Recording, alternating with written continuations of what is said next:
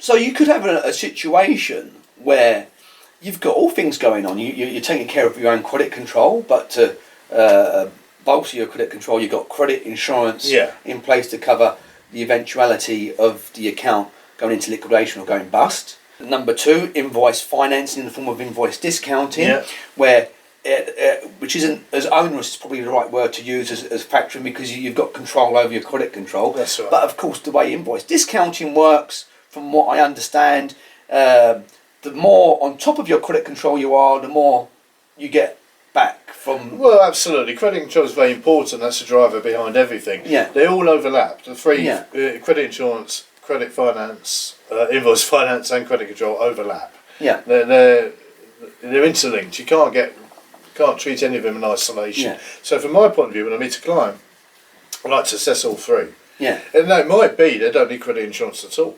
Okay. You know, if you're dealing with half a dozen clients in the oil industry or something like that, I'd say, well, don't bother, you know. If they're dealing with British Telecom or others, you know, I'd say don't bother. I tend to, you know, you've just thrown money away.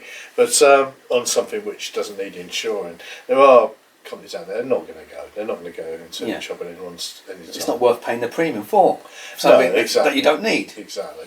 But they are interlinked. So I think, you know, your first priority is to get your credit control right. If you're using credit financing because you're not collecting well enough, right, the financiers won't necessarily finance you. Okay. So get your house in order first before you consider credit insurance and in finance. Finance and credit insurance isn't there to provide your credit control. You're, as a business owner, you are responsible for your credit control. Is that the message that you'd put out there? Financiers expect, unless they take over your ledger and do your factoring for you, right, they expect you to have a rigorous and good credit control system in, whether it's in-house or outsourced. Sometimes outsourced can be a lot better, obviously, for yourselves. But I mean, they will look at the ledger, and if your collections are obviously poor, they'll say, well, that's not for us. It depends from lender to lender. But I do know, sorry to interrupt, Clive, I do know with invoice discounting, because we have several customers that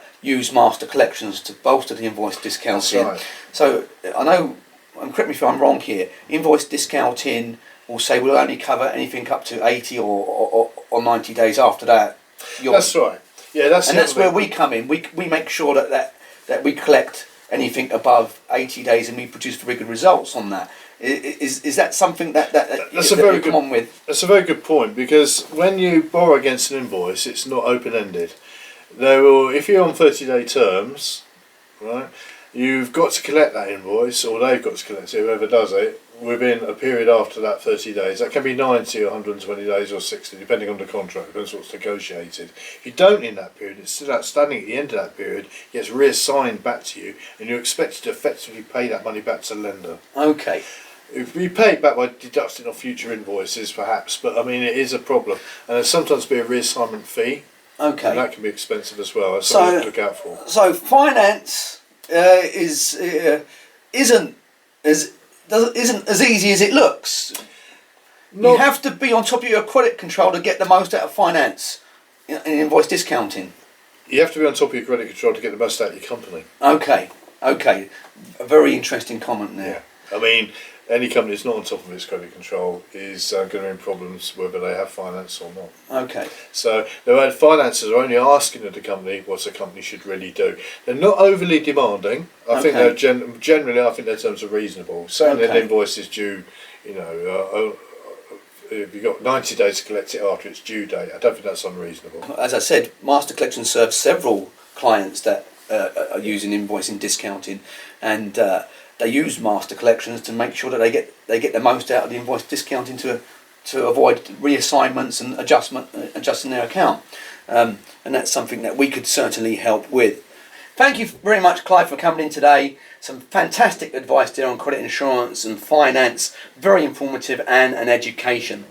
For any of you that are interested in the products and services that Clive described in this video, please do give Master Collections a call on the telephone number that will appear at the end of this video. Money, money, money.